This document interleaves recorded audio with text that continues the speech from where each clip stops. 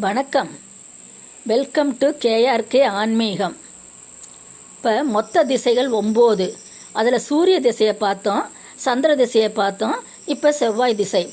செவ்வாய் திசையோட மொத்த வருஷங்கள் என்னென்ன? 7. செவ்வாய் திசைக்கான நட்சத்திரங்கள் மிருக சீரிஷம், சித்திரை, அவிட்டம். இந்த 3 நட்சத்திரத்துக்கும் செவ்வாய் தான் அதிபதி. செவ்வாயோட ஆட்சி வீடு எதுன்னு மேஷம் அண்டு விருச்சிகம். செவ்வாயோட உச்ச வீடு எதுன்னு மகர ராசி.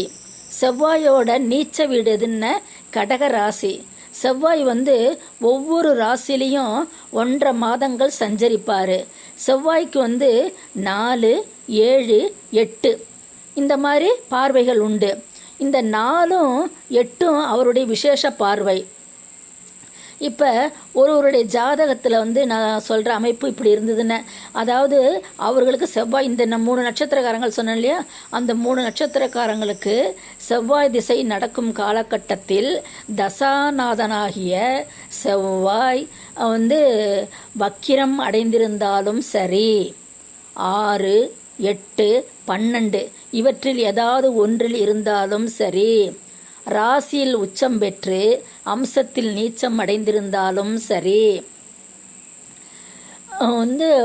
பாவ கிரகங்களுடன் சேர்ந்திருந்தாலும் சரி, அல்லது அக்கிரகங்களின் பார்வை அவருக்கு பட்டாலும் சரி, மாரகஸ்தானத்தில் இருந்தாலும் சரி, இஜாதகக்காரர்கள் பலவித இன்னல்களை சந்திக்க, அதாவது செவ்வாய் திசை நடக்கும் காலத்தில் பலவித இன்னல்களை சந்திக்க நேரிடும்.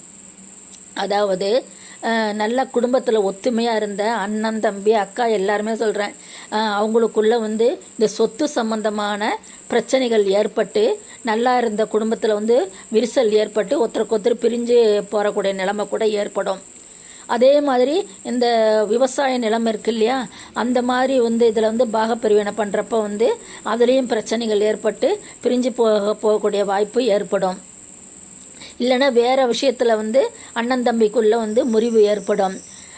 சிலருக்கு நெருப்பால் பயம் ஏற்படும். சிலருக்கு வேறு ஏதாவது ஒரு காரணத்தினால சிறை போகக்கூடிய அமைப்பு ஏற்படும். இந்த மாதிரி நிறைய பிரச்சனைகள் தான் ஏற்படும். இப்படிப்பட்ட பிரச்சனைகளுக்கு ஆளாகக்கூடியவர்கள் செம்மரக்கன்றை வாங்கி நட்டு அந்த பரிகாரத்தை தேடிக்கலாம்.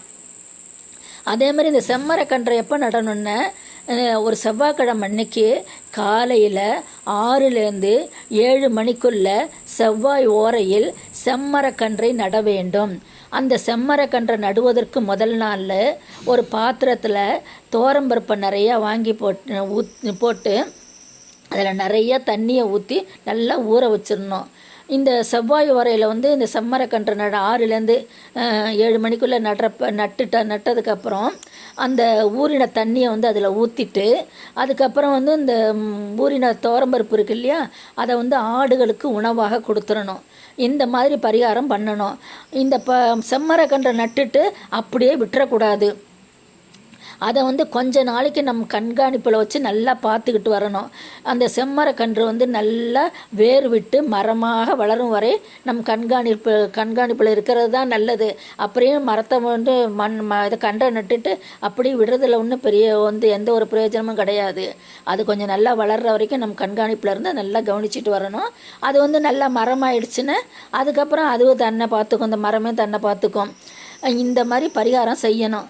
இந்த மாதிரி பரிகாரம் செஞ்சாங்கன்னா அவர்களுக்கு இந்த செவ்வாய் திசையில் ஏற்படக்கூடிய பிரச்சனைகள்லேருந்து அவங்க மீண்டு வரலாம். பிடிச்சிருந்தால் லைக் பண்ணுங்கள், ஷேர் பண்ணுங்கள், கமெண்ட் பண்ணுங்கள், சப்ஸ்கிரைப் பண்ணுங்கள்.